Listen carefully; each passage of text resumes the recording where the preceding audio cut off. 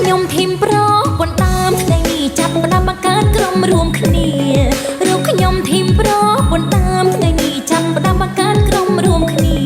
ប្រពន្ធស្មោះនិងប្តីស្លុកជីបើប្តីបាយឆ្វេងកងក្រមគ្រាឈឺចាប់